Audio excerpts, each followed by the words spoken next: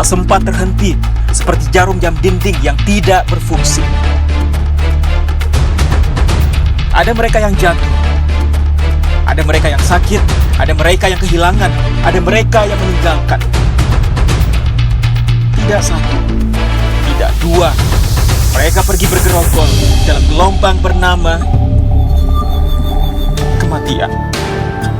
Pandemi akan pergi seperti kabut yang hilang sebelum fajar.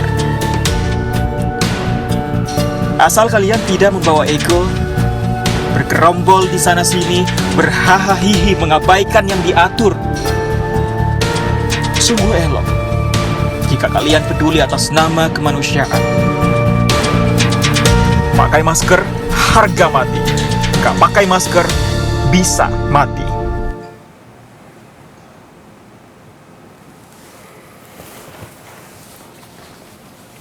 Assalamualaikum warahmatullahi wabarakatuh. Selamat sore.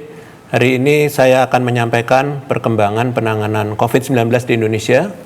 Pertama-tama saya akan menyampaikan update terkait pemberlakuan PPKM level 4 di Jawa dan Bali hingga tanggal 23 Agustus 2021. Terdapat beberapa pengaturan dan penyesuaian sehubungan yang perlu menjadi catatan, diantaranya adalah pemerintah akan memperluas penerapan pembukaan pusat perbelanjaan pada kabupaten kota level 4 di Indonesia, meninjau penerapan kedisiplinan yang telah diterapkan dengan baik di lapangan. Adapun sejak diberlakukannya pembukaan sektor pembelanjaan yaitu mal, pantauan sistem Peduli Lindungi mencatatkan sebanyak 1.015 juta orang yang mencoba melakukan check-in pada sistem dan telah berhasil menyaring 619 orang yang tidak sesuai kriteria pengunjung. Kemudian pemerintah mengizinkan kegiatan olahraga individu atau kelompok tidak lebih dari 4 orang dengan penerapan protokol kesehatan yang ketat pada wilayah aglomerasi level 3 dan 4 di Jawa dan Bali.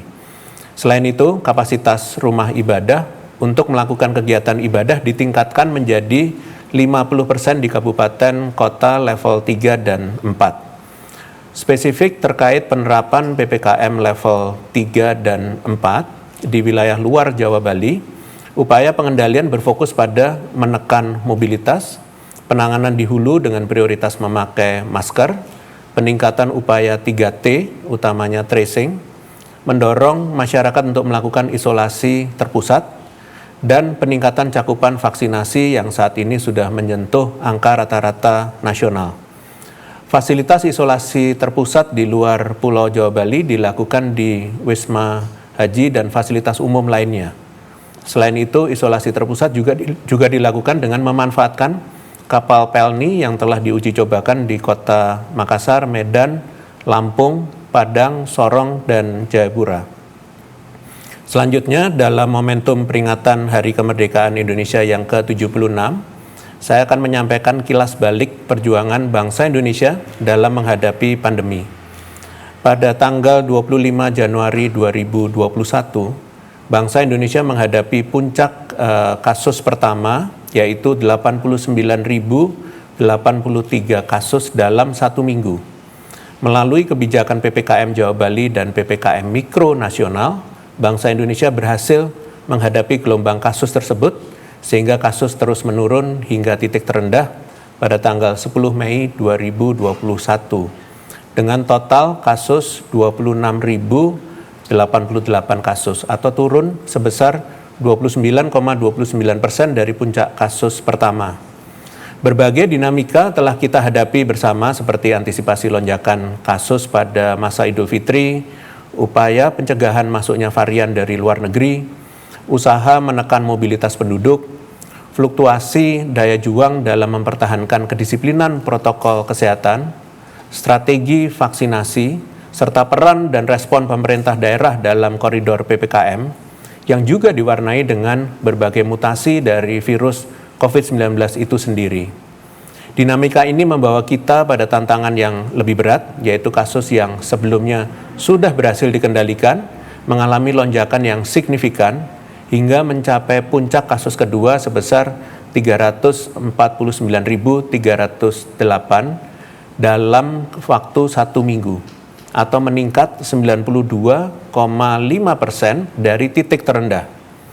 Jumlah kasus pada puncak kedua ini mencapai 4 kali lipat puncak pertama dan dicapai dalam kurun waktu 1,5 kali lebih cepat dibanding puncak pertama, yaitu hanya 9 minggu, sedangkan puncak pertama membutuhkan waktu 13 minggu. Kenaikan ini segera disikapi dengan diberlakukannya kebijakan yang lebih ketat, yaitu PPKM darurat, PPKM mikro, dan selanjutnya PPKM level 1 sampai dengan 4 sejak tanggal 3 Juli 2021. Perubahan kebijakan ini kembali menuntut kita untuk berjuang mengorbankan berbagai hal demi menghindari kenaikan kasus terus terjadi. Dan berkat sinergi dari seluruh lapisan masyarakat hingga minggu lalu, kasus positif nasional mingguan telah mengalami penurunan selama 4 minggu berturut-turut atau turun sebesar 41,6% dari puncak kedua. Ini adalah perkembangan yang baik meskipun jumlah kasus masih tinggi jika dibandingkan sebelum lonjakan kasus pada bulan Mei lalu. Meski demikian, perjuangan melawan pandemi ini belumlah berakhir. Sampai saat ini, kita masih melihat laju penambahan kasus yang tajam, di mana kasus positif yang mulanya membutuhkan waktu sekitar 1 tahun untuk mencapai 1,5 juta, dengan cepat menjadi 2 juta dalam waktu 3 bulan, dan terus mengalami percepatan hingga 3,5 juta dalam waktu sekitar 2 bulan. Begitu pula dengan kasus kematian yang membutuhkan waktu 1 tahun untuk mencapai 40.000 jiwa, mengalami percepatan hingga 50.000 dalam waktu 2 bulan, 60.000 dalam waktu 1 bulan, dan 110.000 atau hampir 2 kali lipat dalam sebulan terakhir. Adanya peningkatan jumlah kasus ini mendorong pemerintah untuk melakukan upaya maksimal demi meningkatkan angka kesembuhan. Kabar baiknya, kesembuhan juga mengalami peningkatan pesat selama 2 bulan terakhir, di mana kita mencapai 2 juta dan 3 juta kesembuhan hanya dalam kurun waktu 2 bulan. Angka kesembuhan yang juga mengalami percepatan ini menunjukkan kemampuan bangsa Indonesia dalam menyesuaikan diri mengambil langkah-langkah pengendalian yang semakin responsif dan tepat. Meskipun tantangan pandemi tidak semakin mudah. Kedepannya, kesembuhan ini yang harus terus ditingkatkan agar kematian dapat kita tekan semaksimal mungkin. Di tengah dinamika perjuangan kita menghadapi COVID-19 dan tren penurunan kasus nasional yang terlihat cukup membaik pada 4 minggu terakhir, sayangnya masih ada beberapa provinsi yang mengalami kenaikan kasus. Selama 6 minggu terakhir, terdapat 5 provinsi yang lebih dari 1 kali menjadi salah satu penyumbang tertinggi kenaikan kasus di tingkat nasional. 5 provinsi tersebut adalah Jawa Tengah, Bali, Sumatera Utara, NTT, dan Kalimantan Selatan. Pada minggu ini, kenaikan kasus COVID-19 disumbangkan oleh Jawa Tengah dan Bali, yang sempat selama 2 minggu keluar dari 5 besar kasus tertinggi, dengan kenaikan masing-masing sebesar 5.143 dan 1.904 kasus. Disusul oleh Papua Barat dengan penambahan 667 kasus, Kalimantan Tengah 553 kasus, dan Sulawesi Barat 295 kasus. Oleh sebab itu, diperlukan kecermatan pemerintah daerah tidak hanya pada daerah dengan jumlah kasus yang tinggi, namun penting untuk mengamati kenaikan kasus sedini mungkin agar lonjakan dapat diantisipasi. Diperlukan pula usaha lebih dari pemerintah daerah dalam perumusan kebijakan yang serasi dengan situasi, kondisi, dan tantangan di daerahnya. Selain itu, peran aktif masyarakat yang senantiasa memakai masker, menjaga jarak, mencuci tangan, serta meminimalisir mobilitas sangat besar dampaknya dalam mendukung upaya pemerintah daerah menurunkan peningkatan kasus. Perjuangan bersama melawan COVID selama 1,5 tahun terakhir bukanlah waktu yang singkat. 118.883 pejuang bangsa telah gugur. Termasuk diantaranya adalah kolega, kerabat, saudara, dan orang-orang yang kita kasihi dan khususnya tenaga kesehatan sebagai pahlawan di garda terdepan melawan pandemi. Namun cerita kita belum selesai. Dan jangan biarkan cerita kita berakhir sia-sia di sini. Dengan kasus positif yang masih fluktuatif, serta adanya varian of concern dari mutasi COVID-19 yang 3 diantaranya telah ditemukan di Indonesia, maka kita masih berada di dalam perang melawan COVID-19 yang belum usai. Perang yang sudah berlangsung selama 1,5 tahun ini terkadang membuat kita lupa siapa sebenarnya musuh kita bersama dan saling menyalahkan satu sama lainnya. Musuh kita hanya satu yang harus kita kalahkan bersama, yaitu virus COVID-19. Untuk itu, dalam semangat kemerdekaan ini, saya ingin menyampaikan bahwa tujuan dari perang melawan COVID-19 ini adalah merdeka. Tentunya, merdeka bukan diartikan sebagai lepas seutuhnya dari COVID-19, namun mencapai kehidupan normal baru demi menuju masyarakat produktif yang aman COVID-19.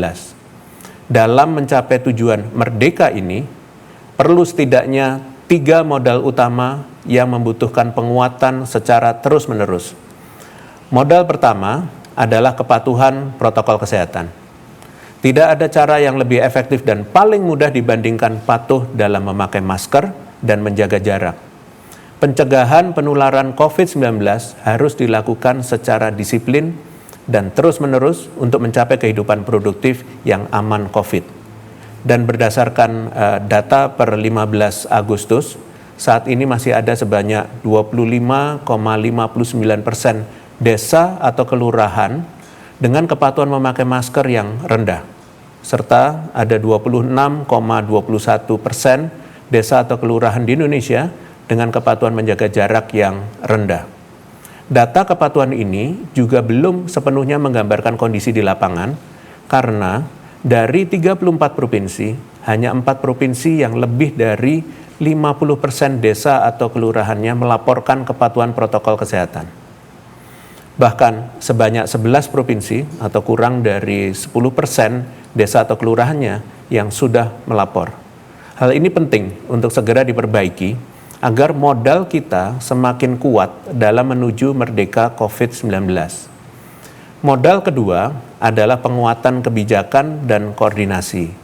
Memasuki tahun 2021, kebijakan penanganan COVID-19 berfokus pada karakteristik, kondisi, dan kesiapan daerah masing-masing, karena tentunya dengan Indonesia sebagai negara kepulauan yang terdiri dari 34 provinsi dan 514 kabupaten kota, pendekatan yang dilakukan untuk penanganan COVID-19 dapat berbeda-beda setiap daerahnya. Penguatan koordinasi melalui posko tingkat desa atau kelurahan ini juga menjadi salah satu inovasi di tahun ini, yang juga akan diperluas menjadi posko atau satgas di fasilitas publik. Namun sayangnya, hingga tanggal 15 Agustus, dari sekitar 80.000 desa kelurahan di Indonesia, baru sekitar 23.000 diantaranya yang telah membentuk posko. Tidak hanya itu, dari 23.000 posko yang telah terbentuk ini, tidak semuanya rutin melaporkan kinerjanya. Rata-rata baru sekitar 46% desa kelurahan di tiap provinsi yang telah melaporkan. Tentunya hal ini juga perlu untuk terus ditingkatkan, mengingat koordinasi pusat dan daerah merupakan salah satu elemen kunci dalam keberhasilan penanganan COVID-19. Posko juga menjadi tombak pengawasan dan pelaporan kepatuhan protokol kesehatan serta penanganan dini pada tingkatan terkecil. Modal ketiga adalah kesiapan fasilitas kesehatan. Saat ini, kapasitas fasilitas kesehatan kita sudah jauh bertambah dan lebih baik dibandingkan pada awal pandemi. Sebanyak hampir 117.000 dari 276.000 atau 42% tempat tidur di rumah sakit seluruh Indonesia telah dimanfaatkan untuk penanganan COVID-19. Dengan bor saat ini sudah turun menjadi 39% pada isolasi dan 57% pada ICU. Jumlah laboratorium pemeriksa COVID juga terus bertambah. Saat ini terdapat 796 laboratorium di seluruh Indonesia yang memungkinkan pemeriksaan dalam jumlah banyak hingga per tanggal 15 Agustus, cakupan testing kita secara nasional telah mencapai 325% atau 3 kali lipat dari standar WHO. Penguatan yang juga dilakukan adalah penyediaan tempat isolasi terpusat sebagai antisipasi kenaikan kasus dan penuhnya rumah sakit rujukan COVID. Saat ini sudah terdapat lebih dari 20.000 tempat tidur dari isolasi terpusat di Jabodetabek, Bandung Raya, Solo Raya, Yogyakarta, dan Bali.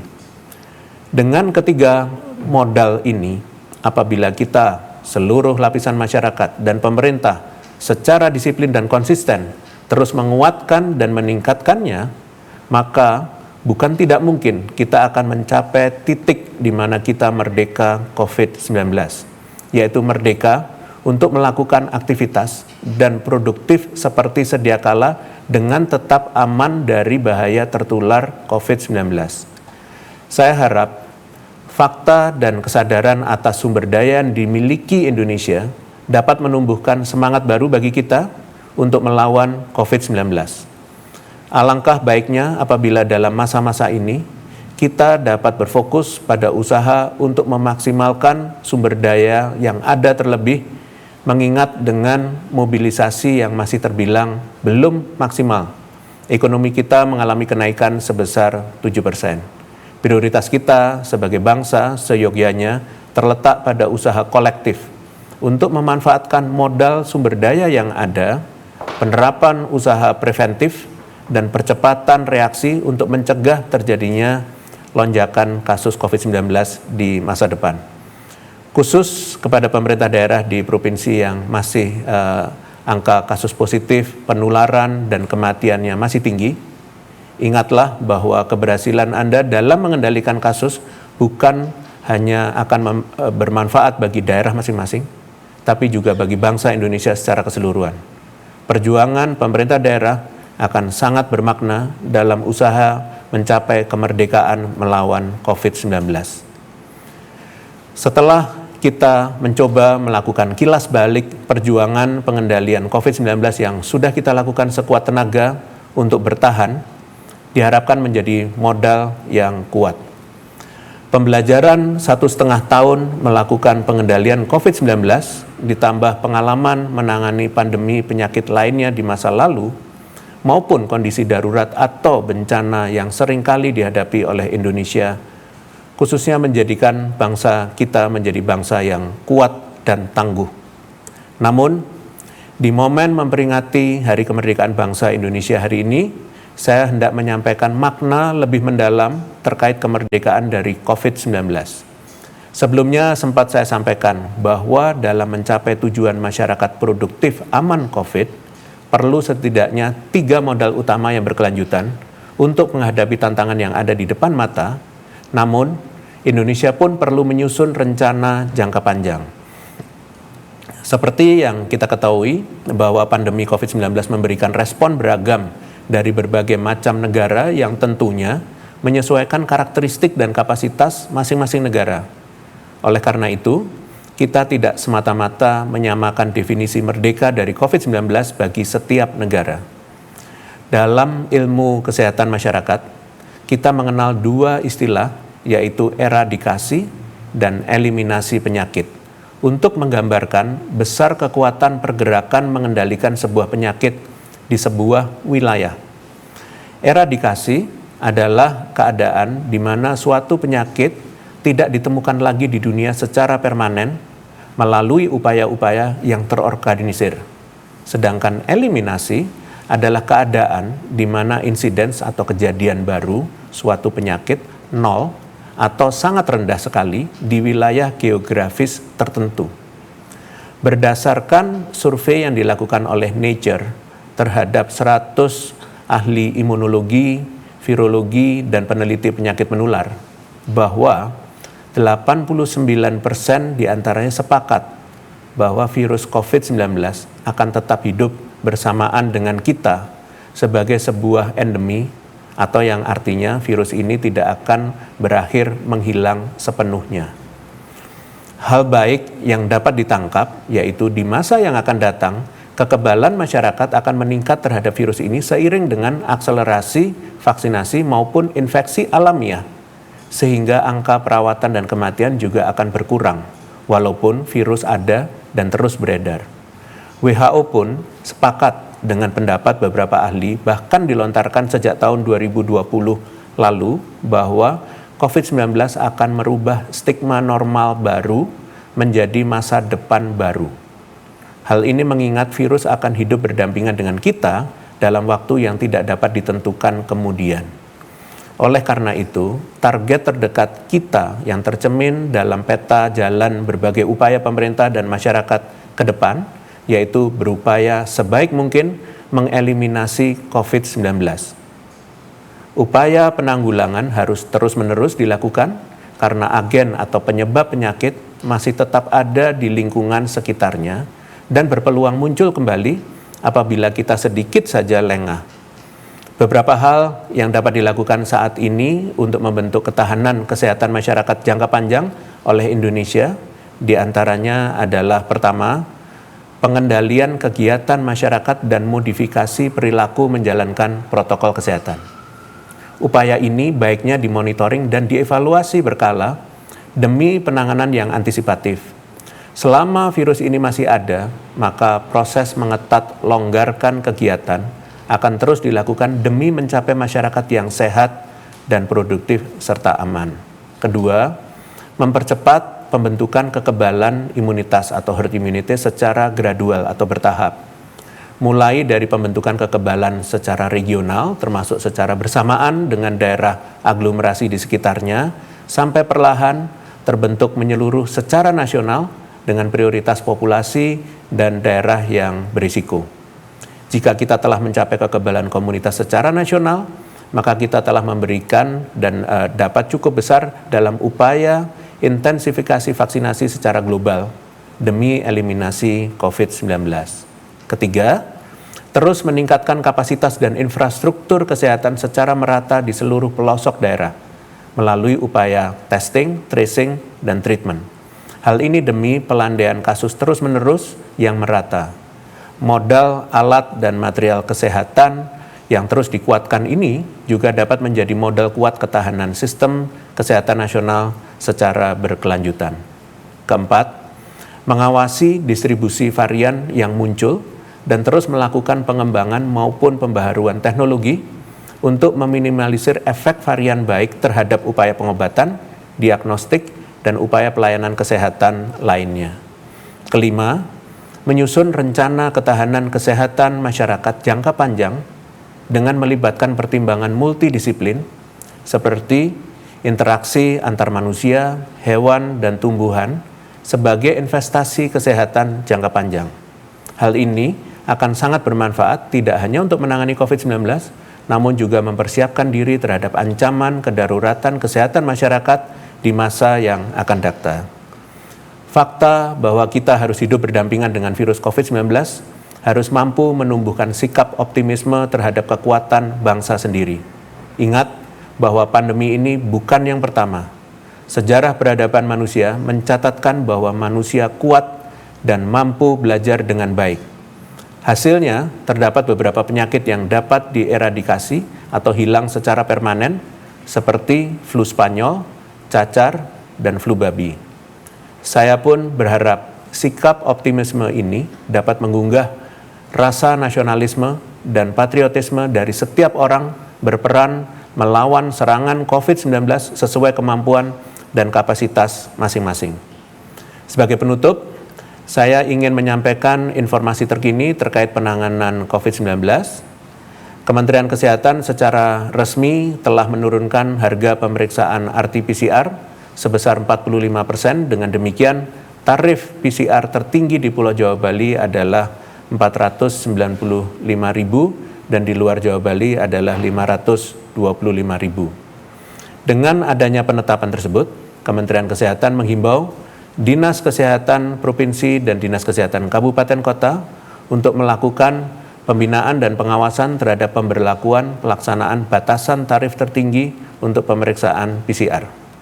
Sebagai penutup, dalam peringatan Hari Kemerdekaan dan ulang tahun Republik Indonesia yang ke-76 yang jatuh tepat pada hari ini, mungkin ada beberapa dari kita yang mempertanyakan kapan Indonesia akan merdeka dari COVID-19, mengingat banyak kebiasaan baru yang kita jalani selama masa pandemi seolah-olah merenggut kebebasan kita.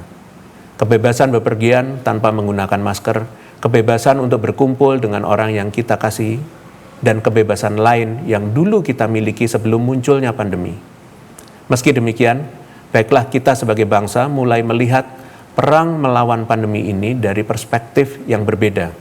Meskipun saat ini kebebasan kita seolah-olah terenggut oleh batasan yang disebabkan oleh pandemi, sejatinya kemenangan kita akan terwujud apabila kita mampu hidup berdampingan dengan COVID-19, sembari meminimalisir dampaknya pada keselamatan, membangun kembali ekonomi, mempererat persatuan dan kesatuan sebagai bangsa, dan ikut berkontribusi sebagai bagian dari masyarakat global sangat dibutuhkan pada saat ini.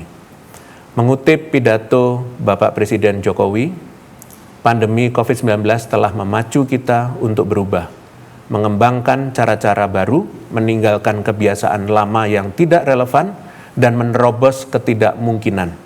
Maka dari itu, marilah kita sebagai segenap bangsa Indonesia menjalani perubahan ini secara konsisten, agar pada akhirnya kita dapat bertahan sebagai bangsa yang tangguh dan senantiasa bertumbuh ke arah yang lebih baik. Demikian konferensi pers pada hari ini. Saya lanjutkan dengan sesi tanya-jawab media. Terima kasih. Selamat sore Prof, terdapat beberapa pertanyaan dari media.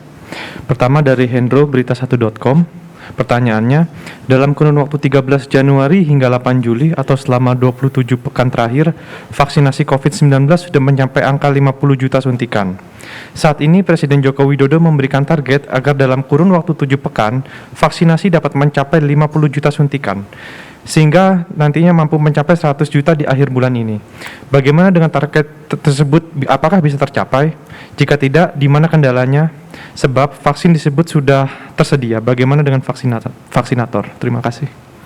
Baik, terima kasih berita1.com. Per hari ini telah sebanyak 54 juta orang atau sekitar 26% populasi Indonesia ini telah divaksinasi dosis pertama, dan 29 juta atau sekitar 14% populasi Indonesia telah menerima vaksinasi dosis kedua. Saat ini pemerintah Indonesia berusaha terus meningkatkan suplai vaksin sesuai kebutuhan.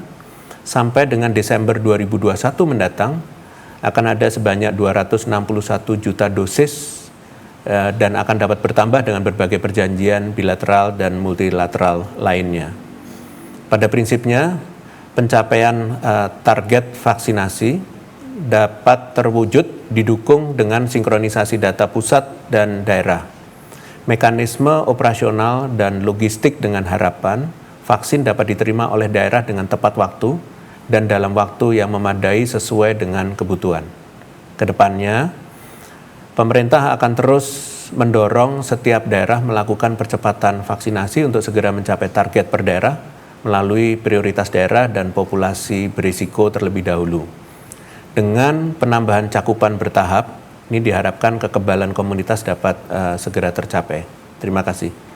Selanjutnya Prof, pertanyaan dari Anadolu, kantor berita Turki. Apa tujuan utama diberlakukannya sertifikat vaksin di mall, walau ada ahli penyakit menular yang mengatakan bahwa langkah ini tidak terbukti dapat meredam penyebaran virus? Apakah pemerintah juga akan memberlakukan penunjukan sertifikat vaksin untuk masuk ke tempat lain selain mall? Jika iya, kemana saja? Terima kasih. Terima kasih pada Anadolu, kantor berita Turki. Perlu ditekankan bahwa pembukaan sektor perbelanjaan yang dilakukan ini diikuti dengan protokol kesehatan yang ketat demi menekan peluang penularan seoptimal mungkin.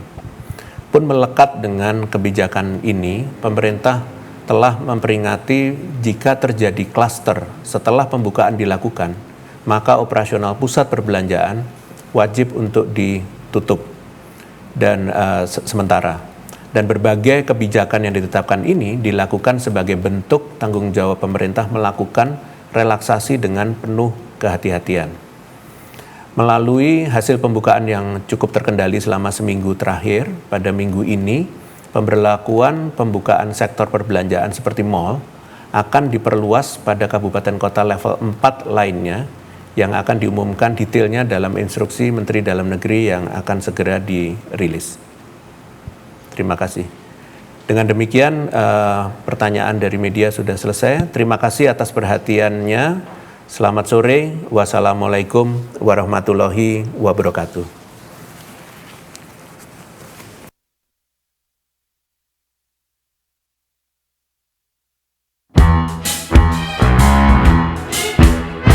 Jalani hari dengan 3 wajib, wajib iman, wajib aman, wajib